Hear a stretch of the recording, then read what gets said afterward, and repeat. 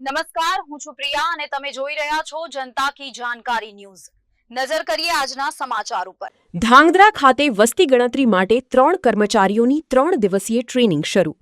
130થી વધુ કર્મચારીઓને 6 ટ્રેનરો દ્વારા ટ્રેનિંગની શરૂઆત। રાજ્યભરમાં વસ્તી ગણતરી માટેની પ્રક્રિયા શરૂ થનાર છે, તેવામાં ધ્રાંગધ્રા ખાતે પણ આગામી સમયમાં 130થી વધુ કર્મચારીઓની વસ્તી ગણતરી માટે તૈયારી શરૂ કરવામાં આવી છે।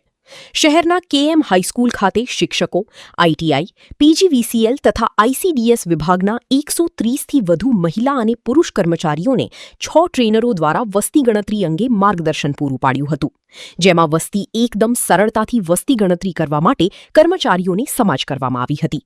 આ સાથે રાજ્ય સરકારની વેબસાઇટ પર પણ દરેક નાગરિક પોતાની રીતે પરિવારના સભ્યોની ગણતરી માટેની સુવિધા ઉપલબ્ધ હોવા અંગે સમાજ આપવામાં આવી હતી।